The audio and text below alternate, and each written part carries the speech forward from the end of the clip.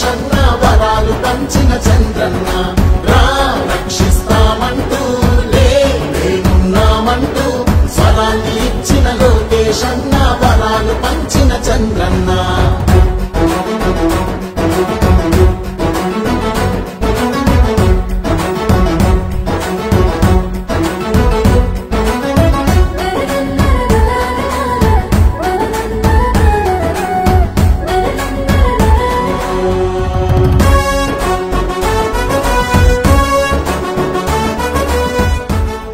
అందరికీ నమస్కారం।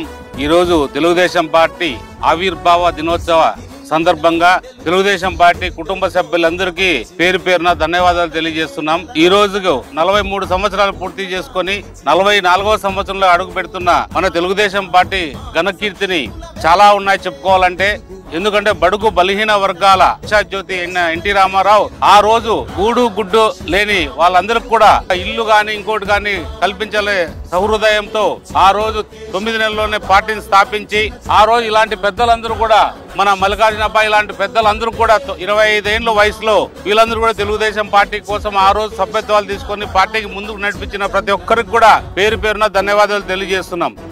ముఖ్యంగా ఆ రోజు స్థాపించిన మన తెలుగుదేశం పార్టీని మన నారా చంద్రబాబు నాయుడు గారు కొనసాగిస్తూ 44వ సంవత్సరాలకు అడుగు పెట్టడానికి ముఖ్య కారకుడైన నారా చంద్రబాబు నాయుడు గారికి మనం అందరం కూడా ప్రత్యేకంగా కృతజ్ఞత తెలియజేయాలి। ఎందుకంటే రాష్ట్రంలో మన ఉమ్మడి రాష్ట్రంలో కూడా చంద్రబాబు నాయుడు గారు అభివృద్ధి ఎలా చేశాడనేది మనందరికీ తెలిసిన సత్యమే। ఎందుకంటే హైదరాబాద్ నగరంలో 2020 విజన్ ఏదైతే వచ్చిందో ఆ రోజు 2020 విజన్ గురించి చంద్రబాబు నాయుడు గారు ఆ రోజు మాట్లాడితే అందరూ కూడా నవ్వుకున్నారు। కానీ ఈ రోజు దాని ఫలితాలన్నీ కూడా మనకు కనిపిస్తున్నాయి। అలాగే ఇప్పుడు 2047 అనే విజన్ నరేంద్ర మోడీ గారి సారథ్యంలో చంద్రబాబు నాయుడు గారు 2047 అనే విజన్ ముందుకు తీసుకెళ్తున్నారు। ఇప్పుడు ఖచ్చితంగా ప్రజలందరూ కూడా దృఢమైన నమ్మకం మా రాష్ట్రం మన దేశం అభివృద్ధి బాటలో పయనిస్తుందనే దానికి ఇదొక ముఖ్య ఘట్టం। ఎందుకంటే ఎప్పుడైతే 2020లో మనం అభివృద్ధి చెందామో 2047లో కూడా అభివృద్ధి చెందామనే నమ్మకం అందరికి కూడా కలిగింది। ఇంకొక శుభవార్త ఏంటంటే మనకి కళ్యాణదుర్గ పట్టణంలో తాగునీటి సమస్య చాలా ఉంది। ఎందుకంటే ఎక్కడికి పోయినా మాకు నీళ్లు లేవు, చాలా రకాలుగా ఉంది।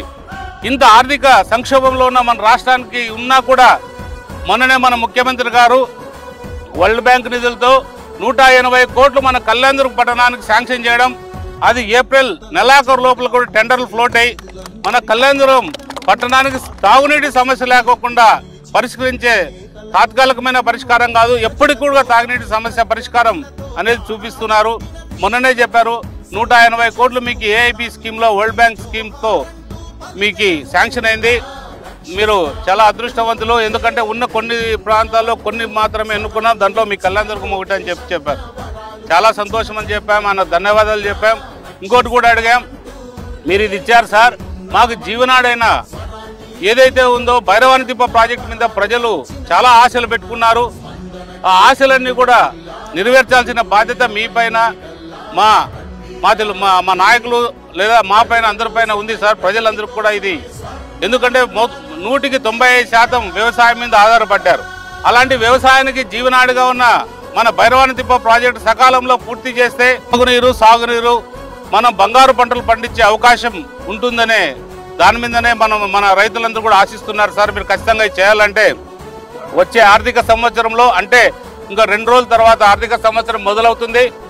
ఈ ఆర్థిక సంవత్సరంలో మీరు అనుకుంటున్నట్టు రైతులకు ఏదైతే మనం భూ నష్టపరిహారం ఇవ్వాలో అంటే 2-3 నెలల్లో కూడా భూ నష్టపరిహారం అన్ని కూడా చెల్లిస్తాం।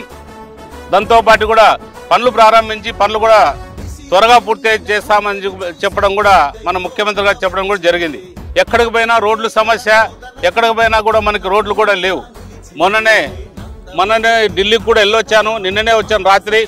వస్తే రోడ్లు అడిగితే వాళ్ళు ఒకటే చెప్తున్నారు, స్టేట్ ప్రపోజల్స్తో రావాలి, ఎందుకంటే మన స్టేట్ కూడా 40% భరించాల్సిన అవసరం ఎంతైనా ఉంది కాబట్టి అవన్నీ కూడా ఇంకొకసారి మన ముఖ్యమంత్రి గారితో చర్చించి లేదా పవన్ కళ్యాణ్ గారితో చర్చించి మన ప్రాంతానికి వీలైనంత వరకు పవన్ కళ్యాణ్ గారిని కూడా తీసుకొస్తే ఆయన కూడా ప్రజల కష్టాలు తెలుసు కాబట్టి ఆయన కూడా చూపిస్తే ఖచ్చితంగా మన ప్రాంతం కూడా రోడ్ల వరకు ఆయన ఖచ్చితంగా సహాయం చేయగలరనే నమ్మకం మనందరికి కూడా ఉంది।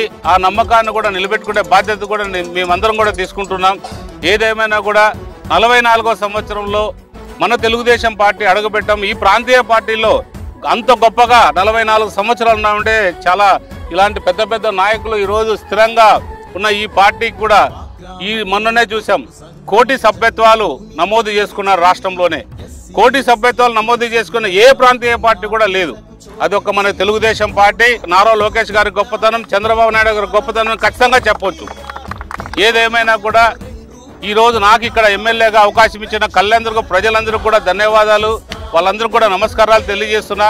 వాళ్ళు నన్ను ఏ నమ్మకంతో ఎన్నుకున్నారో ఆ నమ్మకాన్ని ఒమ్ము కాకుండా, అలాగే నాయకులకు ఎవరైతే ఉన్నారో నాయకులు కార్యకర్తలు కూడా ఏ ఒక్క నష్టం జరగకుండా చూసుకునే బాధ్యత నాది.